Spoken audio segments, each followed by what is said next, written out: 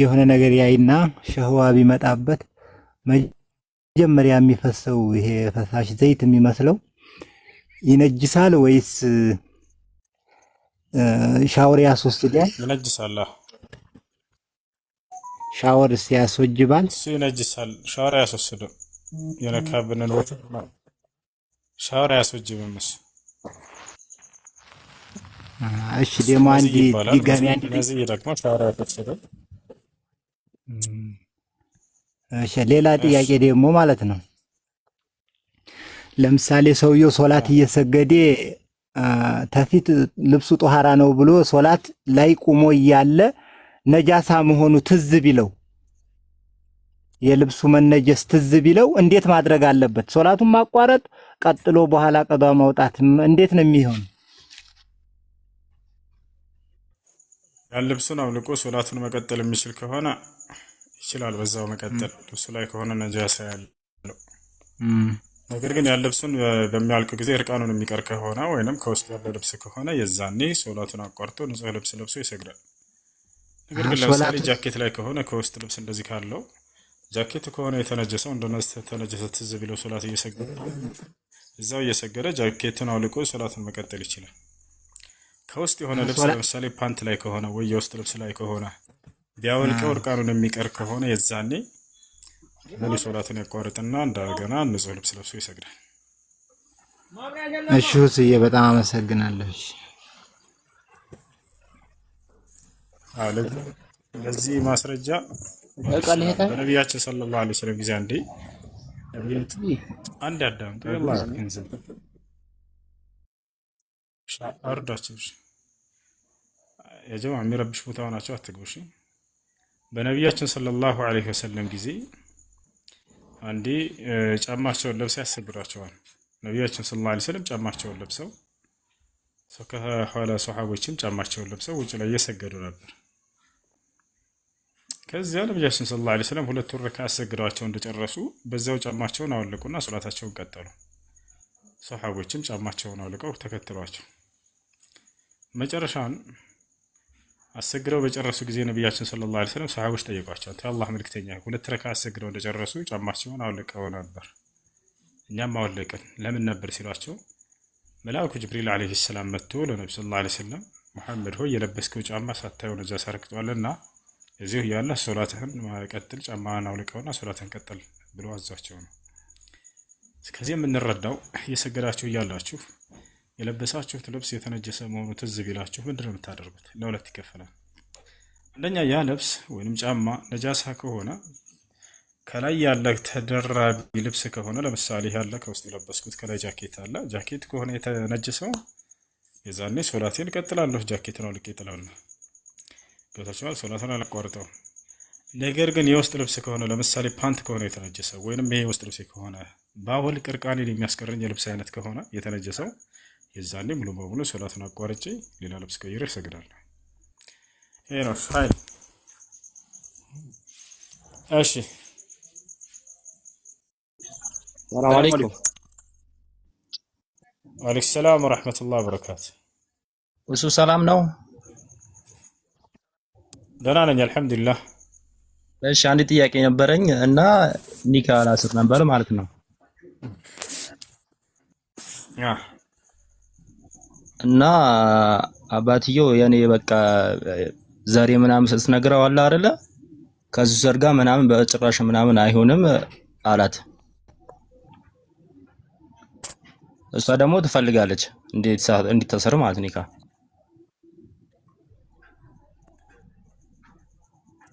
እሺ እንዴት እንዴት ማድረግ አለብን ታዲያ? በዘር ምክንያት ኒካህ ሊከለክል አይችልም አባት። ይሄ ኒካን የሚያስከለክል ምክንያት አይደለም። አባት እምቢ ካለ አያት ከሌለ ወንድም ከሌለ አጎት ኒካ ማሰር ይችላል። ጠይቀዋቸው። ሁላቸውም የአባትየው ንግግር ሰምተው እምቢ ካሉ ሸሪዓ ፍርድ ቤት መግባት ትችላላችሁ። በአካባቢያችሁ ሸሪዓ ፍርድ ቤት ከሌለ በሰፈር የሚገኝ ኒካ በማሰር የሚታወቅ ቃዲ አናግሩና እሱ ውክልና ወስዶ መዳር ይችላል። ያላሽ ሰላም አለይኩም። ሁሱ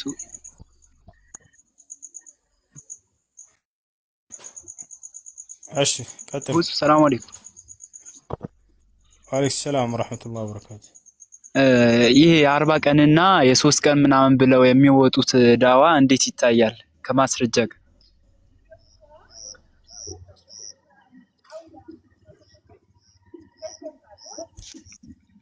እሺ ለዳዕዋ መውጣት እንደ አስሉ እንደ መሰረቱ በጣም ተወዳጅ የሆነ ነገር ነው፣ ግን መስፈርቶች አሉት። መስፈርቶች አሉት። ነቢያችን ሰለላሁ ዐለይሂ ወሰለም ሰሃቦችን ለዳዕዋ እንዲወጡ ልከዋቸዋል። بعث رسول الله صلى الله عليه وسلم معاذا إلى اليمن فقال له يا معاذ إنك تأتي قوما من أهل الكتاب فليكن أول ما تدعوهم إليه يشهدوا أن لا إله إلا الله وأني رسول الله فإنهم أطاعوك لذلك فأعلمهم أن الله قد افترض عليهم 5 صلوات في اليوم والليلة فإنهم أطاعوك لذلك فأعلمهم أن الله قد افترض عليهم الزكاة تؤخذ من أغنيائهم فترد إلى فقرائهم فإنهم أطاعوك لذلك فأعلمهم أن الله قد افترض عليهم صوم رمضان فإنهم أطاعوك لذلك فأعلمهم أن الله قد افترض عليهم الحج من استطاع إليه سبيلا نبياتنا صلى الله عليه وسلم معاذ بن جبل لاكوت معاذ هوالت ወደ የመን ዳዕዋ እንዲያደርግ خروج እንዲወጣ ወጥቶ ዳዕዋ እንዲያደርግ አዘውታል። ስለዚህ ሰውየው خروج መውጣቱ ዳዕዋ ማድረጉ ሳይሆን መስፈርቶች አሉት። እነዛ መስፈርቶች ማለት አለባቸው። የመጀመሪያው ዕውቀት ነው። ሰሃቦችን እነ ሙዓዝን የዕውቀት ባለቤት ካደረጓቸው በኋላ ነብዩ ሰለላሁ ዐለይሂ ወሰለም እዛኔ ነው ወጥተው እንዲያስተምሩ ያዘዟቸው። ሙዓዝ ሆይ ያሉት ወደ የመን ሄደህ አሁን ዳዕዋ ታደርጋለህ። በዛች ሀገር ላይ የመጽሐፉን ሰዎች አይሁዶችና ክርስቲያኖችን ታገኛቸዋለህ። መጀመሪያ የምትጠራባቸው ደግሞ ከአላህ በስተቀር በእውነት የሚመለክ ሌላ አምላክ የለም፣ እኔም ደግሞ የአላህ መልእክተኛ መሆኔን የሚለውን የእስላምን የመጀመሪያው መሰረት ነው አሉት። ከዚህ የምንረዳው አንደኛ የእውቀት ባለቤት መሆን አለበት። ሁለተኛ ጠሪቀት ዳዕዋ ቱብደእ ሚን التوحيد لا من فضائل الأعمال كما تفعل جماعة التبليغ التي تدعي أنها يعني تخرج في سبيل الله አንደኛው ዕውቀት ነው። ሁለተኛ ደግሞ የዳዕዋ አካሄድ ከተውሂድ መጀመር አለበት። ነቢያችን ሰለላሁ ዐለይሂ ወሰለም ሙዓዝን በዚያ ብለው ስለሆነ የላኩት። ሶስተኛ ነቢያችን ሰለላሁ ዐለይሂ ወሰለም ሙዓዝን በላኩት ጊዜ 3 ቀን 7 ቀን እያሉ አልገደቡለትም። ለዚህ አላህ በደነገገው ትልቅ የአምልኮ ስርዓት በዳዕዋ ላይ ይህን ያክል ቀን ካልሆነ ዳዕዋ አይቻልም ብሎ መደንገግ ደግሞ ማስረጃ ያስፈልገዋል። ይሄ ማስረጃ የላቸው። ስለዚህ እነዚህን 3 መስፈርቶች ጠብቆ ሰው ዳዕዋ ሊያደርግ ቢወጣ ልክ ሙዓዝ እንደወጣበት በነብዩ ሰለላሁ ዐለይሂ ወሰለም ትዕዛዝ ችግር የለውም። ወደ ጀማዓት ተብሊግ ስንመጣ ግን ይህን መስፈርት ያሟላ አይደለም። ዳዕዋ እንዲያደርግ የሚልኩት ምን አይነትን ሰው ነው? አይታችሁ ከሆነ ዛሬ ከሺሻ ቤት ያስወጡትና ከጫት ቤት ያስወጡትና ማሻአላህ ይሄ በጣም መልካም ነገር ነው። ከዚያ በቀጣይ ቀን ና ኹሩጅ ዳዕዋ ውጣ ይሉታል። ከዚያ መድረክ ይሰጡትና መስጂድ ላይ ዳዕዋ አድርግ ይሉታል። ይሄ ስህተት ነው። ይሄ ስህተት ነው።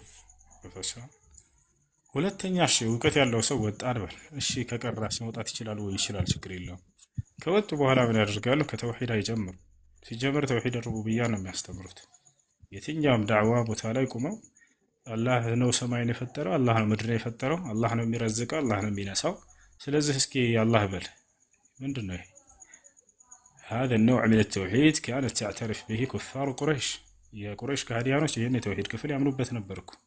ወለኢን ሰአልተሁም መን ኸለቀ ሰማዋት ወልአርድ ሊየቁሉነ አላህ ይላል አላህ ሱብሓነሁ ወተዓላ።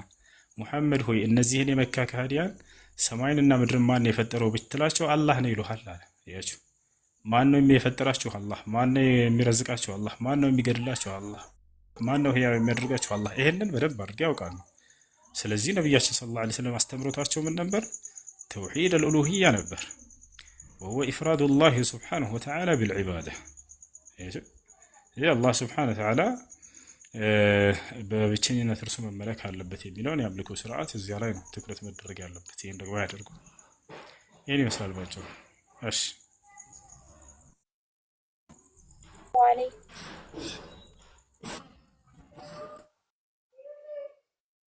ወአለይኩም ሰላም ወራህመቱላሂ ወበረካቱ። ጥያቄ ነበረኝ ኡስታዝ። ጥያቄሽ ምንድን ነው? እሺ አንዲት እህቴ ከባሏ ጋር ከተፋታች 2 ዓመቷ ነው እና አንድ ብቻ ነው የፈታት፣ በአንድ ብቻ ማለት ነው። እስከዛሬ እንዴት ይታያል? ከተፋቱ 2 ዓመታቸው ነው። እና መመላለስ ፈልገው ነው። አይ ሙሉ በሙሉ ወርዷል። አንድ ብቻ ነው የፈታት። ጥያቄሽ ግልጽ አይደለም። እንደገና ድገም እስኪ። ከተፋቱ 2 ዓመታቸው ነው። አንድ ብቻ ነው የፈታት። አሁን መመላለስ ይችላሉ ወላ አይችሉም? ኒካው ደግሞ ሙሉ በሙሉ ወርዷል። ሌላ ባል ማግባት ትችላለች፣ ሌላ ወንድ ማለት ነው። አንድ ጊዜ ነው የፈታት? አዎ አንድ ጊዜ ነው የፈታት፣ ግን 2 ዓመት ሆኗታል ከተፋታች። እሺ አሁን ሌላ ባል ማግባት ትችላለች ወይንስ ወደዚያ ወደ መጀመሪያው መመለስ ትችላለች ነው ጥያቄ? አዎ ሌላ ባል ማግባት ትችላለች። በዒዳ ጊዜ ረጃዕቱ አላላትም አይደል? አዎ። ስለዚህ መመላለስ አሁን ሌላ ባል ማግባት ትችላለች፣ ችግር የለም። ጀዛከላሁ ኸይራን። ሰላም አለይኩም። السلام عليكم ورحمة الله وبركاته.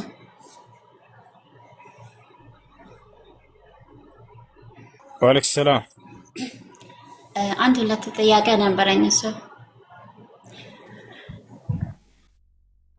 መጀመሪያው ጥያቄ ማለት ነው፣ እኔ የምኖረው ሳውዲ አረቢያ ነው። እዚህ ሳውዲ አረቢያ 4 ሰዓት አዛን ይላል ሱብሂ ማለት ነው። ለምሳሌ እኔ 6 ሰዓት ወይንም 5 ሰዓት ተነስቼ ለመስገድ ሱናውን ነው ወይስ ፈርዱን ነው በቅድሚያ ማውጣት ያለብኝ?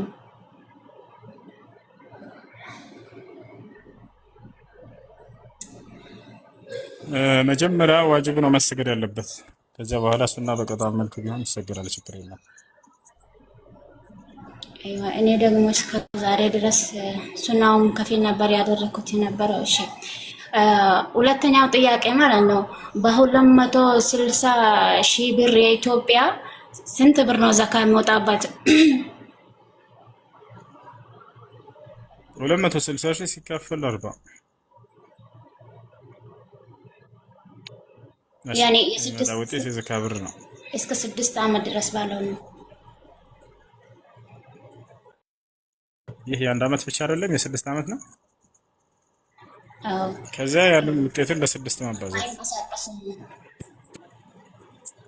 እሺ ላባዛልሽ፣ ትንሽ ላስብልሽ እና ያሰብኩበትን ታመጫለሽ። አብሽር ኢንሻአላህ። ስንት ነው ያልሽው?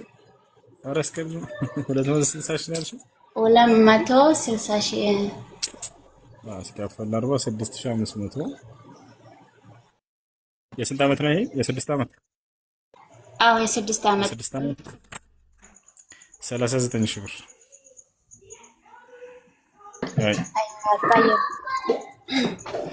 ሶስተኛው ጥያቄ ማለት ነው፣ ትንሽ ከባለቤት ጋር ትንሽ ግጭት ላይ ነበር። ያው እሱ የሚኖረው ሀገር ነው።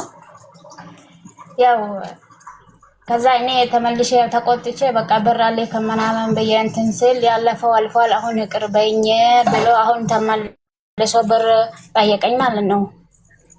ያው እኔም ደግሞ ትንሽ የተጣላነው ነገር ቢኖር በመሀላችን አንድ ልጅ አለች። ያቺ ልጅ ደግሞ በአሁኑ ሰዓት ትምህርትና ቁርአን የምትከታተልበት ሰዓት ነው። እሱ ደግሞ ያው ስራ የለውም። ምን ቢያንስ ልጅቷን ለምን አትከታተልም በሚለው ተናደድኩኝ። ያው በመሀል ያው ግጭት ቢኖርም ይሄ ባላጠብኝ ማለት ነው። አሁን ግን እሱ ያለፈው አልፏል፣ አሁን ይቅር በይኝ አውቃለሁ አጥፍቻለሁ አለ። ይሄ ነገርሳ እንዴት ይታያል? በዛውም ላይ ደግሞ ማለት ነው የሆነ ነገር ለማድረግ ሲፈልግ ያው ባልና ሚስት ማለት ያው ሁሉም ነገር ያኔ ሚስት ማወቅ አለባት። አይ ቤት ነኝ አላደውልሽ አጠራ አድርጌው። እሺ እንትን ሌሎችንስ እናስተናግዳቸው። ፈጠን ነው 30 ደቂቃ ብቻ ፈቅቼሻለሁ። አትነስ ጨርሻለሁ። እና ያው አንድ ሰው ደግሞ ባለቤቱን ያወያያል። ይሄም ነገር ደግሞ በመካከላችን የለም፣ እንደዚህ ነው በቃ ይሄ ብቻ ነው። ለዚህ መልስ እንድትሰጠኝ ነው የሚያደርገው ነገር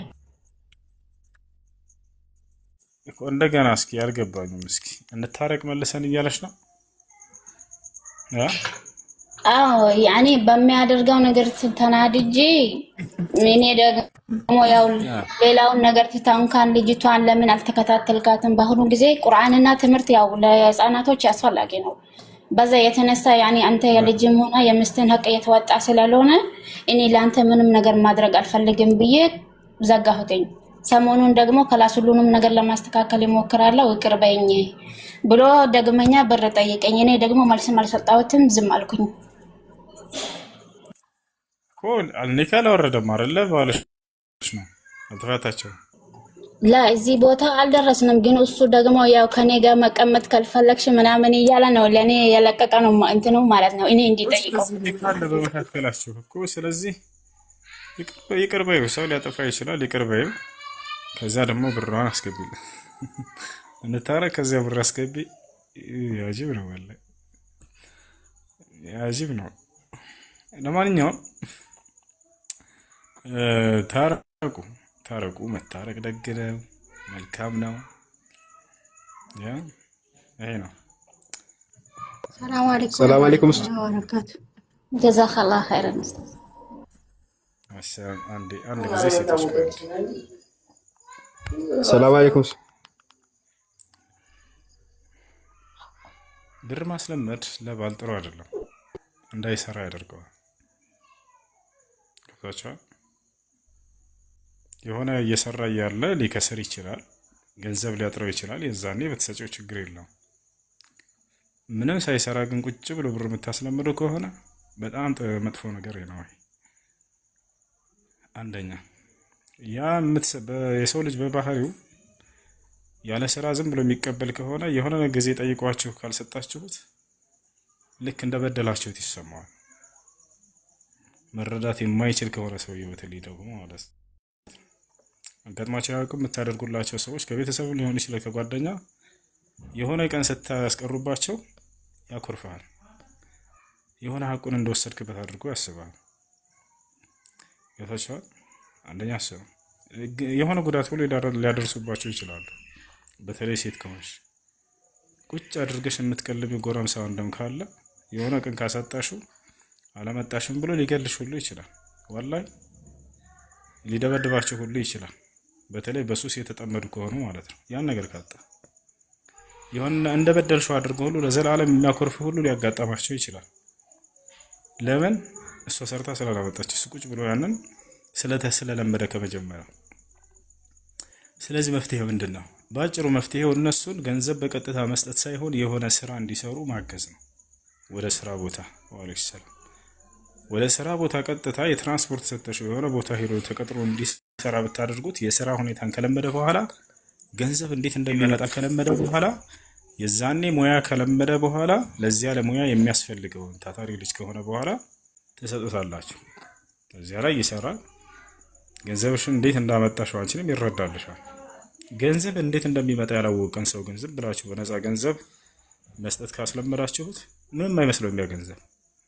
ያንን ስታስቀሩበት አንድ ቀን እንደበደላችሁት ሁሉ ሊሰማ ይችላል። ይሄን አድርጉ። እናንተ ለነሱ ካላችሁ ውዴታ ሊሆን ይችላል የምትሰጧቸው ገንዘብ ለቤተሰብ፣ ለወንድሞች፣ ለእህቶች ምናምን። ግን ሳይሰሩ ዝም ብላችሁ ገንዘብ መስጠታችሁ እየጎዳቻቸው ነው ያላችሁት። አንደኛ እሱም እንዳይሰራ ይሆናል። ነገ ደግሞ ያንን ነገር ስታስቀሪበት ጠላት አድርጎ ይዘሻል። ዝም ብላችሁ ልትሰጧቸው የሚገባ እዚህ ዓለም ላይ ማናቸው? እናትና አባቶቻችሁ። እነሱም እናንተን ይረዷቸዋል ሁላ። እነሱ ለፍተዋል፣ ደክመዋል፣ እናንተን ለማሳደግ መስዋዕት ከፍለዋል። በዚህ ባረጁበት እድሜ ካልሰራ ስሩም አልሰጠውም እንዳትሏቸው፣ እነሱን ስጧቸው። የሆነ ሰው ወደ ነቢያችን ሰለላሁ ዐለይሂ ወሰለም ጋር መጣና ያ ረሱላላህ ኢነ አቢ የስአሉኒ አልማል፣ አባቴ ሆይ አንተ የአላህ መልእክተኛ ሆይ አባቴ ገንዘብ እንደሰጠ ይጠይቀኛል፣ መስጠት አለብኝ ሲላቸው አንተ ወማሉከ ሊአቢክ አሉት፣ አንተም ገንዘብህም የአባትህ ንብረት ናቸው አሉት። ያ ማለት የጅቡ ዐለል ኢብን አን ያዕጢየ ሊአቢህ ቢቀድሪ ልሓጃ፣ ልጅ ለአባቱ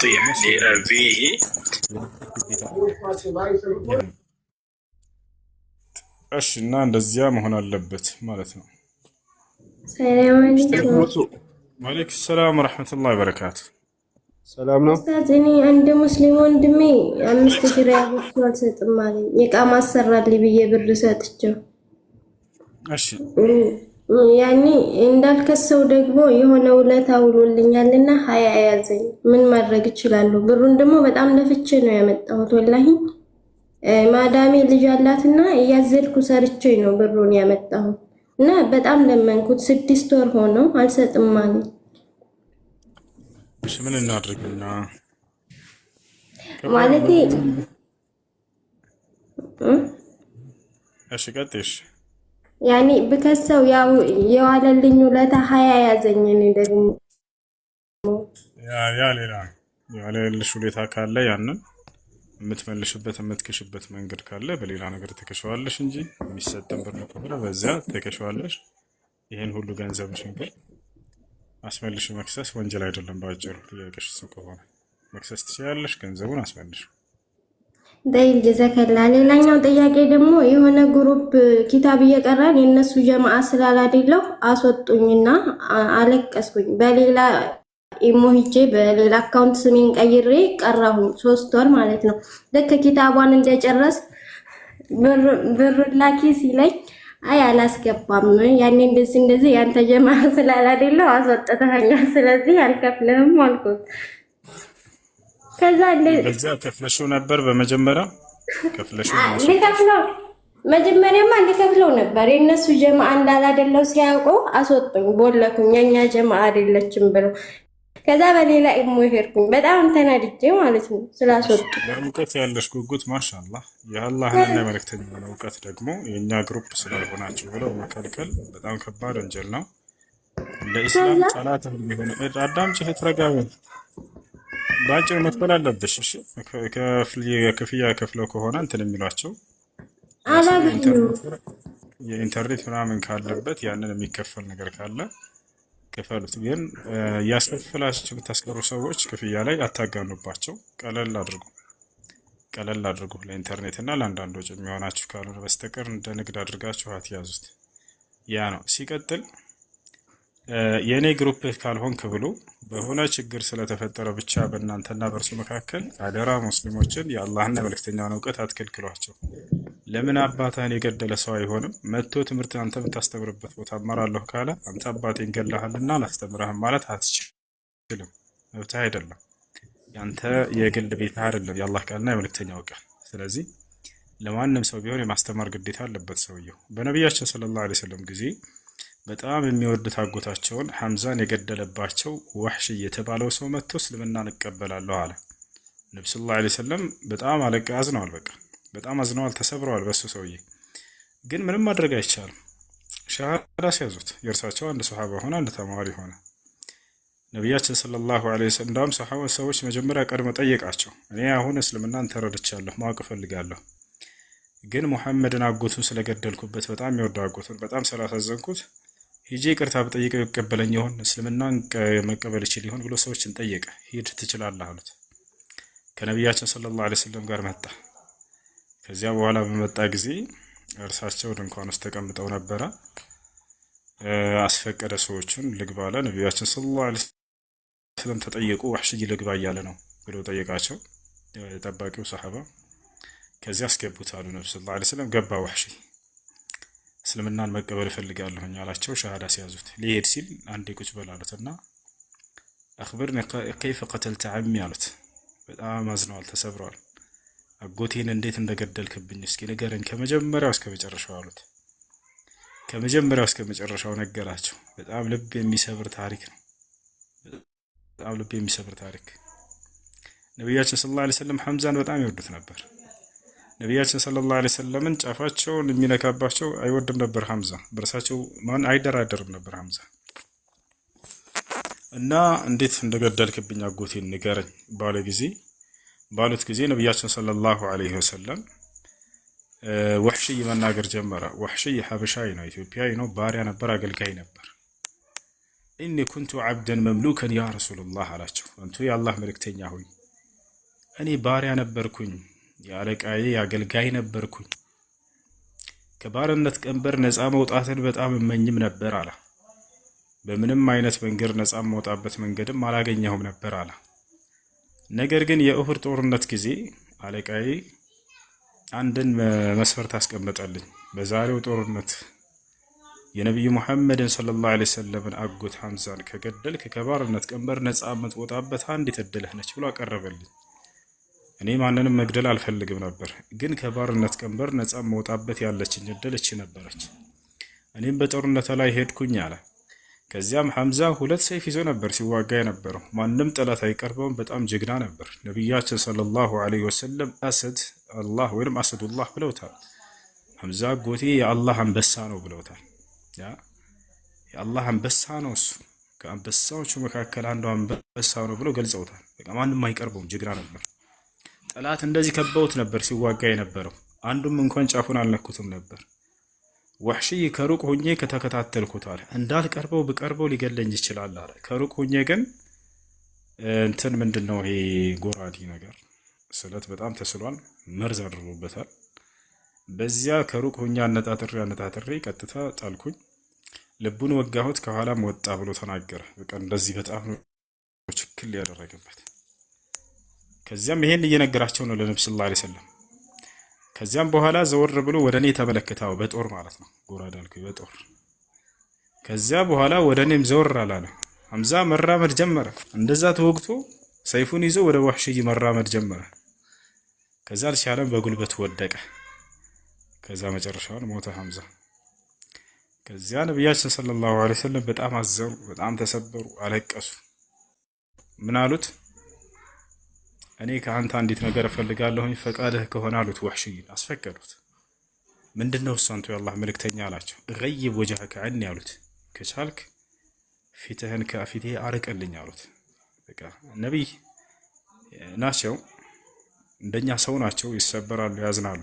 እንደ ሐምዛ የተሰበሩበት ሰው ደግሞ የለም ነበር። ገይብ ወጀህከ ዐኒ አሉት። እባክህን ፊትህን ከፊቴ አርቅልኝ ከፊቴ አሉት። ነቢያችን ሰለላሁ ዐለይሂ ወሰለም ይሄን ያሉት ለሁል ጊዜ አልነበረም። ገብታችኋል አይደል? በሰዓቱ ነበር። ግን ወሕሺይ ለእርሳቸው በጣም ከማዘኑና ከመራራቱ የተነሳ አንዱ የእርሳቸው ሰሃባ ሆነ፣ አንዱ አማኝ ሆነ።